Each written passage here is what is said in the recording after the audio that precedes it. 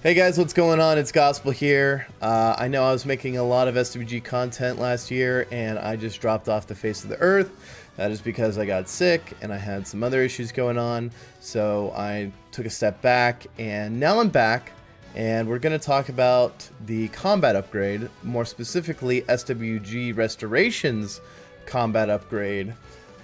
They've been working on this project since middle of last year or early last year. I can't remember exactly when. And I've seen it come a long way, and I wanted to give my honest thoughts on it at the end of the video. But first, I wanted to talk about what it actually is and what some of their plans are. I've been talking to Jar Jar Binks, which is one of the admins for the server. I know, he's got a name everyone loves and adores. But he is a pretty cool guy, and I actually do get along with him pretty well. And we've discussed a lot of the combat upgrade and comparisons to the CU and comparisons also to the NGE. And so today I wanted to talk about some of the plans that were revealed not only to me but also to some other people, and they'll be uploading videos, which is Weird Gaming Adventure, and I'm actually going to be working with Weird Gaming Adventure in the future. I'm also going to link down below a interview that Jar Jar Binks had with Weird Gaming Adventure, and you can check that out in the description of the video.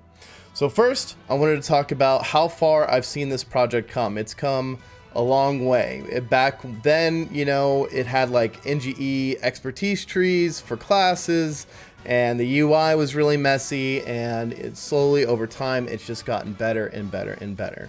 I still have a couple gripes with it, but I'll go back to that in like whenever I start talking about my honest thoughts about the server so far. But it's come a very long way, and I'm very, very impressed. What are their plans for the server? What are their plans? Well, or what is it actually, I should say. What is SWG Restoration's combat upgrade? And what it is basically they took the NGE client and the live code, and in the live code there is a ton of CU code left over, and they basically reverse engineered the NGE client to use CU combat. And a lot of people say, you know, I've seen a criticism say, oh, it looks like the NGE, yada, yada, yada. It doesn't feel like the NGE, and it doesn't really even look like the NGE anymore because they've redesigned the UI almost completely now. Some of the UI aspects are kept in, like GCW stuff and whatnot from the NGE, but it's still like CU look, has that, like, if you're familiar with the pre-CU user interface, you'll be familiar with the user interface of the SWG Restoration CU. As Jar Jar put it in his interview with Weird Adventure Gaming, he said that this project is the CU. Imagine if it had continued development. So that means some of the great aspects of the NGE outside the combat have been kept. For example, bioengineering to create creatures, the mutations, all that stuff, that has been implemented in the bioengineer class. The CH stuff that they put in the NGE, where they actually brought CH into viability, that's in. And it's actually pretty strong from what I hear. I'm not much of a creature handler player, but people who have played it, I've talked to them, and they say it is very strong, very worthwhile, good for PvE, good for PvP. And so it's just continued development. They are, however, doing some interesting things that I wanted to talk about, such as server progression and the way they're handling Jedi. So server progression is basically the idea that the server works together to unlock something or make something happen on the server, like progresses the server. So on launch, there will be no Mustafar, no Restus zone. I mean, Restus will be there, but not the war. There won't be any Jedi on launch. I mean, there will be the ability to unlock Jedi, but there won't be any, like, it won't be a starter class. It'll be the combat upgrade, right? And so this server progression idea is basically that players will band together to either kill something, craft something, collect something, do something in order to progress the progression of the server. I'm not sure what those things are, but it will be a thing. And I think that's really interesting because it brings the community together for a common goal, regardless of your faction, regardless if you PvP or you PvE. It'll bring people together for just a goal for the whole server, and it kind of brings the community together. So I'm really down with that idea. I really like it. I'm a fan. As well as this server progression idea, and I got to tell y'all guys, the way Jedi is implemented on here, I got to explain it. It'll affect Jedi unlock to some degree. Now, the way I've heard it described is that it will affect the difficulty of the Jedi unlock. Either the server progresses a certain way or whatever, and it makes it easier, or the players progress a different way and it makes it harder. Which let me talk about Jedi for a second. So the Jedi unlock is a total mystery as far as I know. I haven't been told. None of the staff has told anyone what their plans are for the unlock. All I've known is that it doesn't involve crafting. That's the only thing I've been told.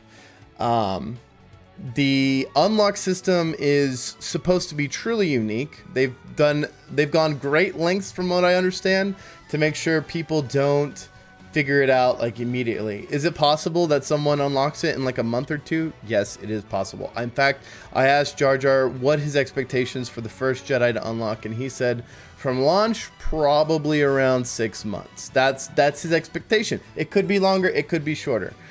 He said himself it would take him knowing it like a month or two to actually unlock it. So what the unlock process is, I have no idea. It's a total mystery.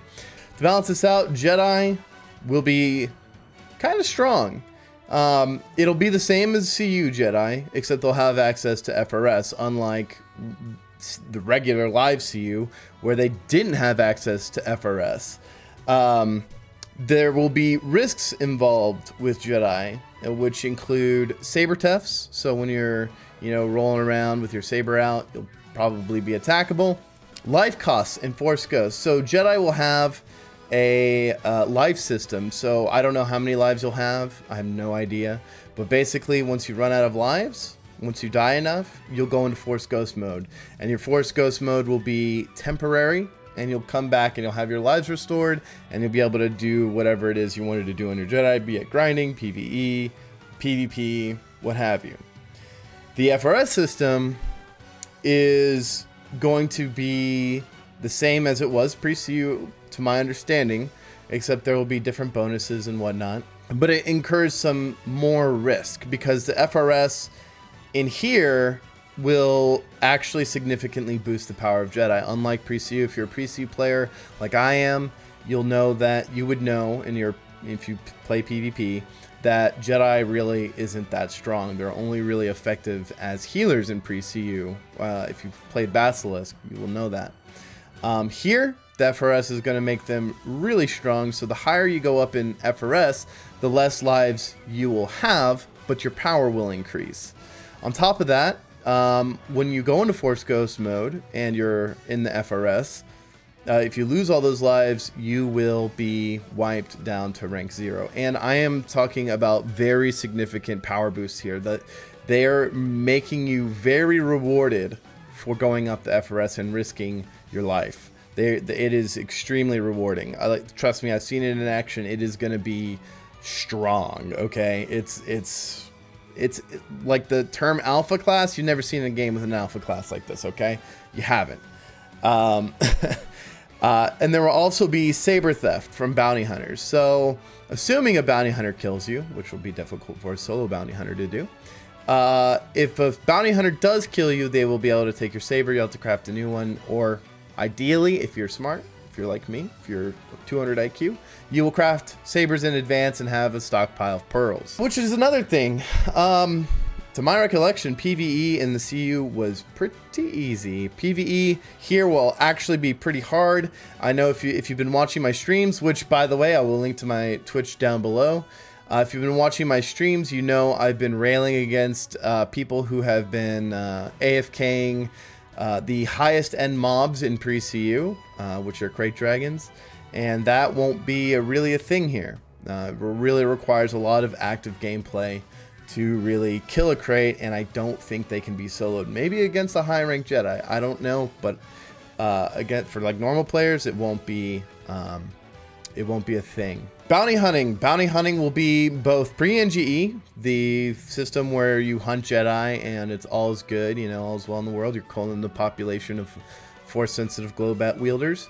But also the NGE PvP bounties will come in, and that means when you're death blown by someone in PvP, you will be able to put a bounty on them. So there will be custom bounty hunting in the game, which is great. Fencer also got some buffs. I think some of their abilities like AoE now, and Commando also got some buffs as well. They're definitely looking at all the classes and trying to really make everything viable, and also follow through with some of the revamps SWG talked about. So they revamped Squad Leader back in 2005, and what I guess Halo or Jar Jar or someone, one of the admins, found in the code is that the Ranger revamp was in there. So they've been working also on the Ranger revamp. If some of you recall, there was SOE talked about a Ranger revamp before the NGE, talking about how Rangers would be able to use a lot of traps and stealth and all this other good stuff. And that is what they are seeking to implement into this combat upgrade. Crafted items will be superior to looted items. So quest items will not be the end all be all as they were during live CU. The component, like there will be looted components you can get, like crate tissue, for example, Gorax, bone shards, I think it was called, Acklay bones, stuff like that. And you'll be able to craft those into weapons. And it's using the NGE weapon core system, I believe. I don't really craft, but to my understanding, the NGE weapon, and correct me in the comments if I'm wrong, the NGE weapon core system is basically the weapon is created into a core, and then the core is put into essentially what would be a cosmetic, right? So you can use like a long vibro axe, or you can use a wooden stick if you want, and both can have the same stats using the same core. So the core system will be there. So lots of customization in the looks of your weapon, and also speaking of looks, the appearance tab will be a thing. Appearance tab is totally going to be a thing. Kashyyyk will be available. And this is a big one. JTL will be completely enabled and is fully working already. And it's NGE JTL, which to my understanding, I'm not a big JTL player, but to my understanding is that JTL was a very good thing that was done in the NGE. Like, it was done well in the NGE. They didn't mess it up. They kept making what players love. And so that will be continued in the SWG Restoration CU. So 2 more things. I wanted to talk about my honest thoughts about SWG Restoration, and I also wanted to talk about an announcement that they have made, or they've got going on. My honest thoughts are that my biggest gripe in this game so far is really the UI. The UI is being worked on actively. They're still trying to figure things out, and it's come an extremely long way. I mean, it went from you know, you would look at your skill tree and it wouldn't tell you anything, and it was expertise trees from the NGE. Now it actually uses a UI that looks exactly like the pre-CU UI for skills and like, you know, CU. And there is a skill point bug where it shows like you'll have like a negative bajillion skill points or whatever. Little things like that are bothersome to me. Another thing would be the radial. You have to radial menu everything. If you don't know what that is, it's whenever you hit the tilde key, which is the key left of your 1 key. So you click on something and you have to tilde key it. Also, you have to mess with the keybinds a bit and set intended target so that you can click around and not be stuck to one target. So like if I click on you and it'll be stuck there, and then I try to click on your friend, it won't switch. So you actually have to mess with the keybinds a little bit, which I will be making a guide that I will be sending over to Weird Gaming Adventure for him to put in his guide video that he is making. So there'll be a little collaboration there, and then he's gonna work with me, and we're gonna make some good content on this channel. So really, my biggest gripes are the UI. That's really my my only issue. Everything else is really not a big deal. If something's unbalanced, it's okay. Through practice, we'll see where a meta develops. If something really is, like if the meta gets stale or something, you know, it's not like I don't think the developers are like super rigid where they will not nerf or buff stuff. They will fix things and buff nerf, I'm sure, as time goes on. But again, it is a team of people that are doing this out of their free time and, you know, a passion and love for the combat upgrade era of Star Wars Galaxies. I think the server has amazing potential. I think if you're looking for a combat upgrade server, this is the only one. But not only is it the only one, they are vastly improving on what the combat upgrade could have been. So if you're looking for combat upgrade combat, you've definitely found it here. You know, the cybernetic abilities and the cybernetic passives and, you know, the class differences. I mean, all the classes are viable. There's a use for every class, and every class can do high-end PvE, unlike pre-CU. And the movement feels good, everything feels good. It doesn't feel like I'm playing the NGE, which is a huge bonus. I really like that.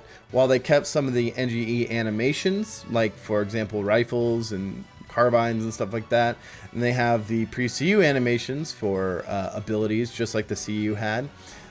It is shaping up extremely nicely. I'm a huge fan of it. Now, there's an announcement to be made. They will be having a stress test on the 17th of April at 1 p.m. Eastern. I want everyone to show up.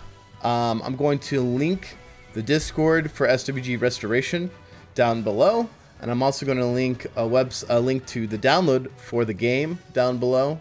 That'll link to the website. You can register and all that stuff there, so that you can prepare for the stress test on the 17th. They want to make sure everything is working well, and you know that the game can be played as an MMO, right? And see what issues crop up and what fixes they can make. As well as on the 17th, there is going to be a big mysterious in-game announcement. I will be streaming then. I will be streaming on the 17th. It will be at 1 p.m. Eastern, so I will probably start streaming at 11 a.m. 11 a.m. Central, which is 1 hour before.